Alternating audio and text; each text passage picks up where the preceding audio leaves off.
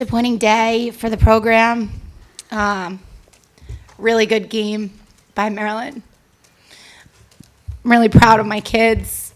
Spearheaded and led for 4 years, 5 years by these three. In my opinion, three of the greatest players to ever play lacrosse. And it was a really good fight by my team. Really proud of them. Wish I could have done more. 3 years in a row. It was a great game, and I'm proud of the legacy these guys have built. Questions for the players?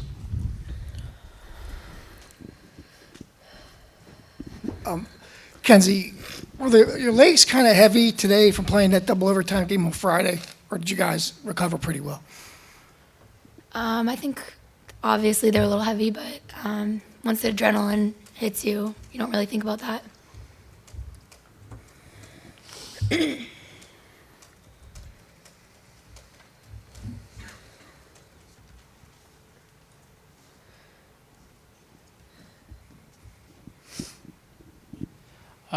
For any of the players, I mean, your game on Friday was a little faster paced than this, and this one you kind of had to grind out some of the goals. What was it like, just a difference on defense this time around as opposed to on Friday? Yeah, it was definitely a lot less fast paced. Maryland has a very strong defense. They stay in. They like to play 1v1 defense, but yeah, it was harder to get in. Yeah, Megan Taylor's an awesome goalie too. They were prepared.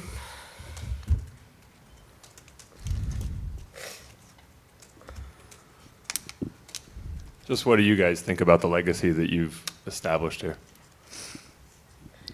We haven't really had time to think about it yet, but obviously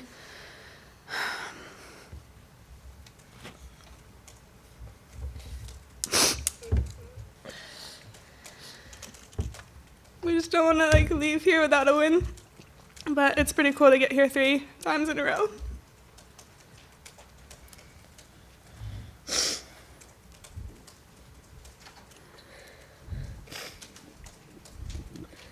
Kenzie, coming back for a full year, your first full year with the program, maybe not the right time to ask, but how was it like this year as opposed to coming with the team after playing hockey? Yeah, this year was amazing. I wouldn't have asked for anything better.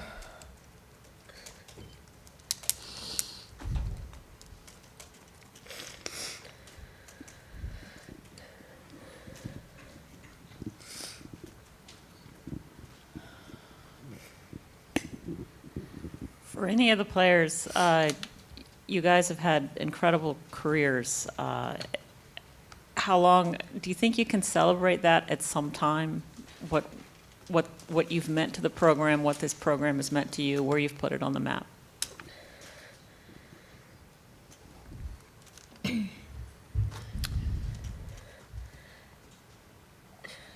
I think just throughout this whole year, our alumni, our fans, our coaches, our teammates, they've constantly reminded us what we've done for this program, and that's been a huge motivating factor this year. So I think that job has already been done.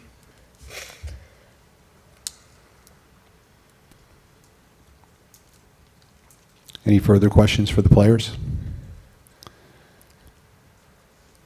Players, we thank you. You are excused. Hang in there, you guys.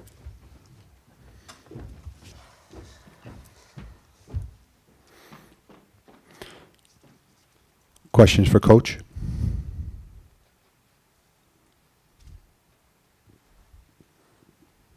Coach, after being here 3 years in a row and watching what happens, as you look back, some things you may have done differently or want to do differently, or have you had even a chance to think about that because the game just ended? Yeah. You know, I'd say not many things. Obviously, as a competitor, you look back and there are things you know you should have done differently. But honestly, like entire program, the school, the girls, my coaching staff, we were laser focused all year. So I'm not sure quite yet. Coach, how much did the yellow card situation and just the fouls that started to accumulate over the course of the game really impact the pacing for your offense and your ability to get into a rhythm? Yeah, I think at times it felt like we had several opponents, but that's never a reason to blame. I think we should have adjusted better as coaches to adapt to the calls and the style. It's difficult when it's inconsistent game to game, minute to minute, half to half. But that's when we need to be better coaches. Could you talk about the differences? You guys were obviously a little more effective in the last 18 minutes scoring. What were the changes that you saw from the first part when you just couldn't really get momentum? Yeah, I think we needed. I needed to have the girls in a different place, and maybe make some different play calls. But Maryland's defense is awesome. I mean, they're all awesome. It's hard to beat them. It's hard to stop them. But the girls gave it everything they have, and I'm happy about that. Coach, obviously the three girls who were just up here leave such a legacy, as we talked about, but Sam, coming out of high school, was a very good player who elevated her game even more the second she stepped foot on campus. How have you seen her grow, and what has she specifically meant to you in the program? She is, really a consumer for knowledge. I've said all year that if there's an opportunity for her to learn something about the game, or to learn how to be a better attacker or a better shooter or a better dodger or a better feeder, she takes the knowledge and she applies it. And that's how she got so good over the course of the years. She really has a knack for taking coaching and then applying work ethic, relentless work ethic. And that's why she's the tremendous player that she is. Coach, with Sam's early injury in her career and Kenzie playing hockey, this was like the first year you really had these three at full force. What's it been like having those three all year long working together on that attack core? It's so fun to coach them. It's so fun to even just be a spectator of the three of theirs athleticism and teamwork. It really is, I think three of the best players of all time. It's been fun. Watching them grow together and learn about each other and make each other better, because they really are, the most impactful players we've ever had, and they've gotten each other better and the program better. And because of that, they have a legacy that will last way beyond this afternoon. Acacia, speaking of these three, so many opposing coaches tailor their game plans to them, and yet Maryland chose to pretty much play them straight up. Were you surprised by that? And No. what is it that Terps defense brings to bear that they're able to hang with such talented players such as you have? Yeah, they're all really good. I mean, they're some of the collectively, that roster is some of the best players in the country, all of them. And, they believe in what they do and they stick to it. We just weren't, it wasn't our day.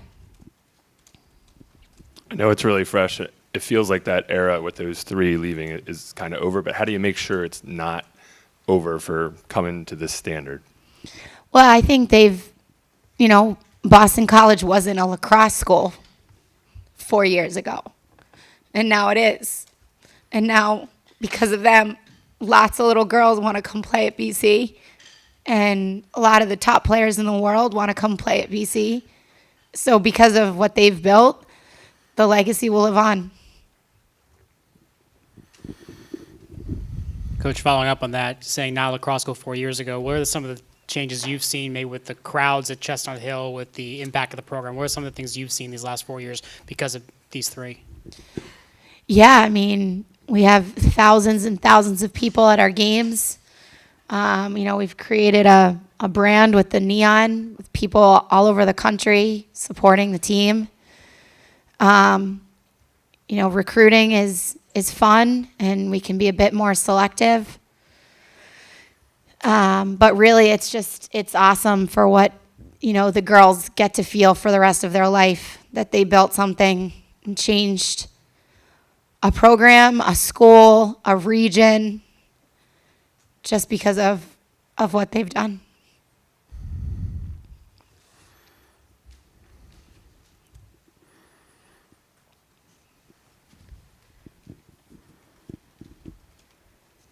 So, Keisha, congratulations, first of all, for an amazing season and Thank you. for the last 4 seasons with these talented team. Talk about this weekend. I mean, what this has done for women's lacrosse. I mean, I think we've had 2 sold-out, games, and your game, obviously, Friday night was tremendous. It's being revered as the best game ever in the history of women's lacrosse on ESPN. But really, I think it speaks so well for the sport, women's sports, and everything that you and Boston College represent. Yeah, it was really exciting. I think Johns Hopkins did, an incredible job. Definitely one of the greatest experiences I've ever had. And then, the people of Maryland and all the people all around the country coming to fill the stands here to see some of the best players in the country, and ESPN doing their job and getting people who couldn't be here to be able to see and watch the talent and the athletes and the competition. So I think it was a changing weekend for the sport. It's the fastest growing sport out there, and I think we definitely accelerated things a bit this past weekend, and that's exciting. Any further questions for Coach? Thank you, Coach. Thank you.